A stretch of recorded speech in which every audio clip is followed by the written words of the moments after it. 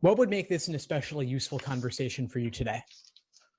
So as someone who is like relatively new to preparing for the LSAT, I want to gain like a good grasp on how to like study for it for like the best results. Yes. Yeah, sure. So when are you taking the LSAT?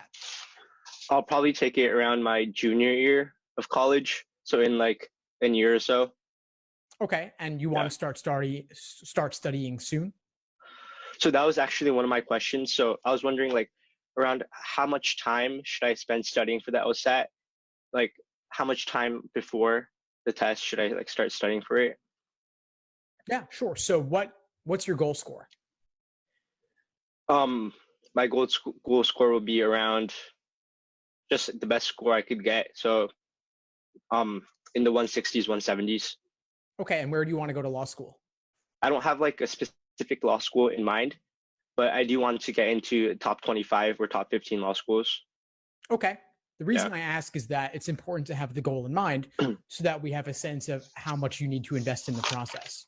Okay. Yeah, I see. So with law school, there is a category of schools called the top 14 based on the US News rankings. These include several Ivy League law schools as well as other top law schools like Stanford, like University of Chicago, like University of Michigan and Virginia and so on. And these schools typically require scores in the high 160s, low 170s and beyond. Okay. And the specific LSAT score that you need will vary depending upon your undergraduate GPA. Okay, I see. So is it like the lower the GPA, the higher the LSAT score you would need to like compensate for your GPA?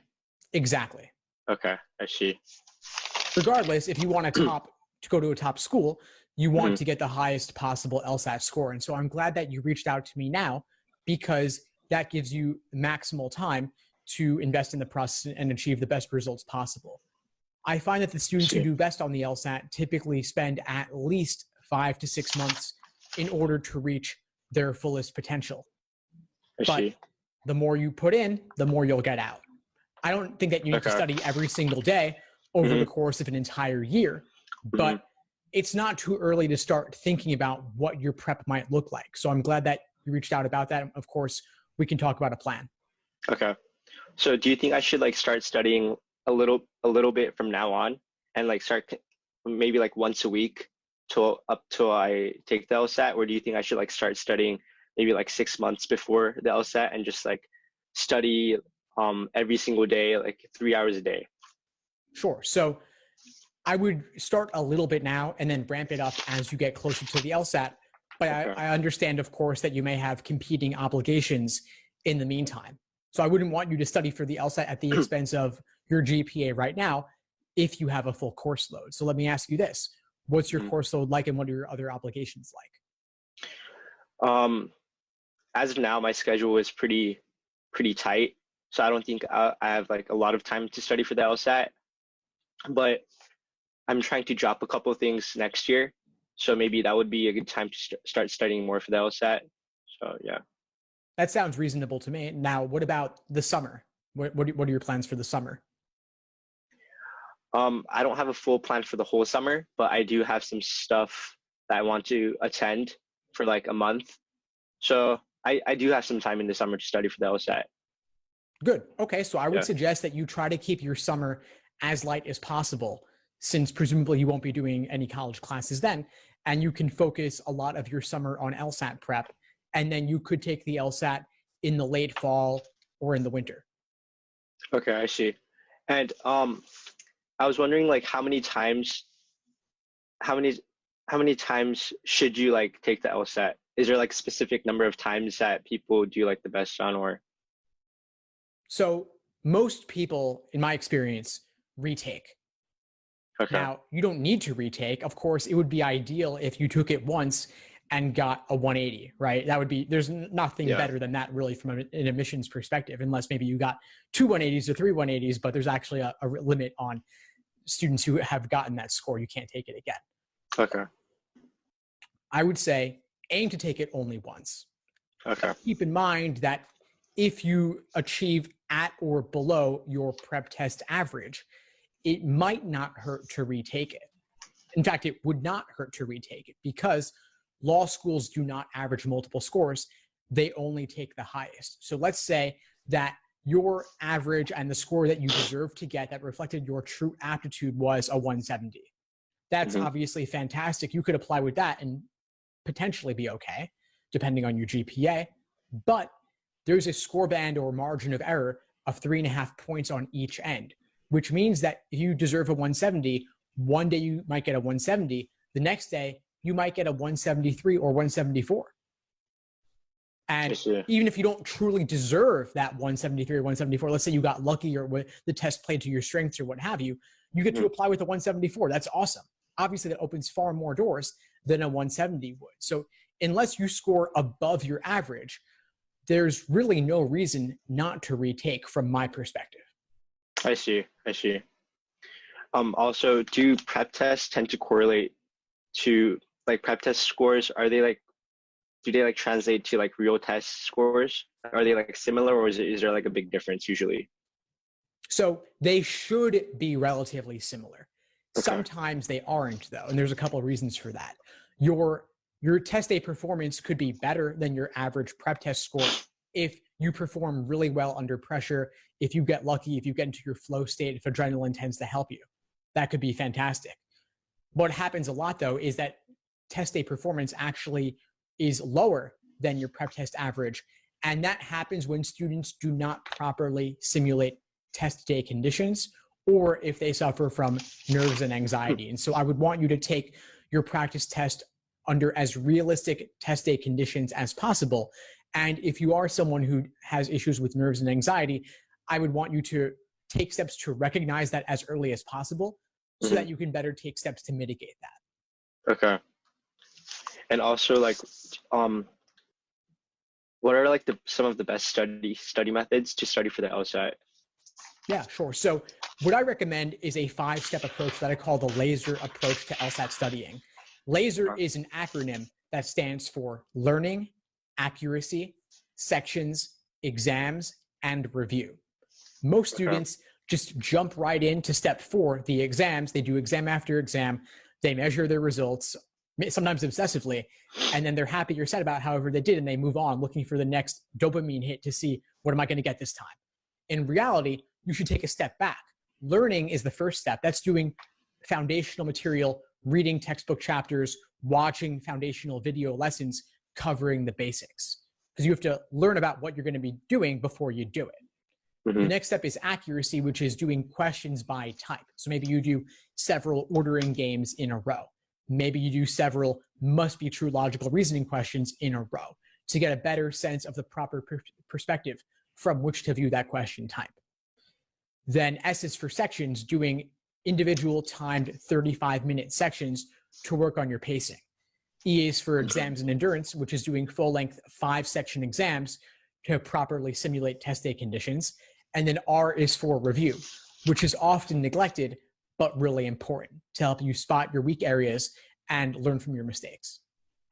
I see. How should I approach reviewing my wrong answers for the LSAT? Yeah, so let's take logical reasoning as an example. Okay. If you have trouble with a logical reasoning question, either you got it wrong or you got it right, but you weren't totally confident, or you were guessing and it could have just as easily gone the other way, you want to review all of those questions. So for logical reasoning, where did your misunderstanding stem from? Was it in the stimulus? Was it in the question stem? Or was it in the answer choices? If it was the stimulus, what about the stimulus threw you off? Was it the topic? Was it the lack of indicator words for evidence and conclusion? Was it the fact that things were kind of mixed up and there was a lot of filler? You want to nail that down. Next is the question stem. Was the question stem worded in a confusing or unfamiliar way? And you want to know exactly what they were actually asking you in your post-game analysis. Then if your misunderstanding stemmed from the answer choices, what was tempting about the wrong answer that made you pick it or strongly consider it? And what ultimately makes it wrong? And what was discouraging about the right answer that pushed you away from it, but what ultimately makes it correct? And this takes time. It takes more time than most students want to invest in it. It's not enough to simply look at an explanation and say, I get it now, or spend 3 minutes reading it over, looking at the answer key and saying, I get it now. It's really about slowing down, taking the time to thoroughly articulate your thought process so that you can avoid making the same mistakes again, because the LSAT really is a test of pattern recognition more than anything else. I see. I see. So I did take one practice test one time, and I found that analytical reasoning, the analytical part, was my weakest. So do you have any tips on how to study for the analytical section? Yeah, sure. So analytical reasoning is also, of course, known as logic games, right? So we're referring to the logic game section, which is the most intimidating and unfamiliar section for a lot of students at first. That's because most people haven't done anything like that previously. But it is actually the most learnable and the most perfectible section as well. And so if there's one thing, and I'll talk a little bit later about things you could do in the over this long span of 1 year to build your basic familiarity, but I do recommend starting with games. And I would say you could do one game section per week and then look at explanations, redo them to look for the patterns and start to build some basic familiarity, because otherwise it may be hanging over you that you have this identified weak area that seems really strange and unfamiliar. Mm-hmm. But I wouldn't want you to actually just do full sections as they're published in the prep tests. I would rather you do 4 games at a time of a certain type. So let's say 4 of the simplest relative ordering games, then 4 of the strict or basic ordering games, then 4 grouping games, and so on. Or maybe even more than 4. But I would want you to do games by type. So in my study plans that have that underlying laser focus approach to LSAT studying, my study plans start you with games, specifically the easiest ordering games. You work on the easiest ordering games, then the moderate ordering games, then the most difficult ordering games, then easy grouping, moderate grouping, difficult grouping, and so on. Because in the exams, they're all scattered around. It's like a grab bag, which is confusing because it's like playing dodgeball with all different sized balls. You don't really know what's coming at you. But if you work on them with a categorization, that puts some method to the madness, and you'll be able to better see the patterns between these games and the common setup techniques for each one. Okay, I see. And if you really want a top score, I would say get your hands on every single LSAT ever released. There are nearly 100 released LSATs, most of which are numbered, a handful are not. And if you want a top score, if you want to perfect games, then I would say do every LSAT game ever released. Over the course of a year, there's no reason that you couldn't do all of them multiple times. And even if you did half of them multiple times, there would really be very little new under the sun they could throw at you. Okay. Is it helpful to repeat questions that you already have done? Definitely. And the reason is that it's not about measuring yourself, because obviously if you repeat a question within a short enough time span, you will remember something about it. But the point of doing these is not to simply measure yourself. It's to learn from your mistakes. So would you get a perfect score? You said that you did one LSAT diagnostic. If you were to redo that exam today, would you get a perfect score on it? No, I wouldn't. Probably not. Most people would. And that means that there's still something to learn from those questions. So same goes for these games. And you may also find a more efficient approach. Like maybe you could do the game perfectly, but it takes you 20 minutes. Could you cut that in half with a more efficient technique, reusing previous work or more inferences up front or a better diagramming style? Okay. Where would I find those tests, like the practice tests that were released? Yeah. So they are available, most of them are available in Books of 10 exams on Amazon for about $20 each. Okay. There are also a handful of the newer ones that are not published in Books of 10, only available individually. But a year from now, I think they may be available by the time you take it as a Book of 10 as well. And then there's a handful that are harder to get, but with some digging around in the out of print section of Amazon, you may find them. Okay. So you were saying start with the games and then from easy, moderate, and then keep moving up the difficulty level. Yeah. And then after. Yeah, go ahead, please. Okay. And after I've finished those, then start with the real tests and like the practice tests. Yeah, so do games by type, then reasoning by type, then reading comprehension. But once you've done all the games by type, or done enough of them of each type by type, then you could do individual timed sections. And my study plans go into this. I would say check those out. I have some free general week by week ones on the site. Then I have some paid but low cost ones there as well for a variety of different study timelines that will take all the guesswork out of it. So that step by step, day by day, you know exactly what to do and what not to do. I integrate the game's categorizations and the logical reasoning categorizations so that you're not hunting through the exams yourself. Okay, thank you. Of course. And one more comment I wanted to share with you before we sign off is that you can, aside from doing actual problems, there are some other ways you can study or gain some basic foundation on this exam in the meantime. I have the LSAT Unplugged podcast and the LSAT Unplugged YouTube channel where I'm putting out new material every single day. I'm including discussions, interviews, class recordings, Q&As, shorter videos as well, coaching conversations like this one we're having right now. And so there's a lot of ways you can be learning in the interim, even during your downtime, like let's say you're driving home from college or you're doing some errands or doing some housework, whatever it is, you could be listening to the podcast or playing the video and absorb some basic information around this process. Okay. Thank you. Of course. Yeah. Thank you for your help. My pleasure. Before we sign off, what would you say is the biggest insight you got from this call today? I think I've gotten a better grasp on how to like really approach to studying for the LSAT.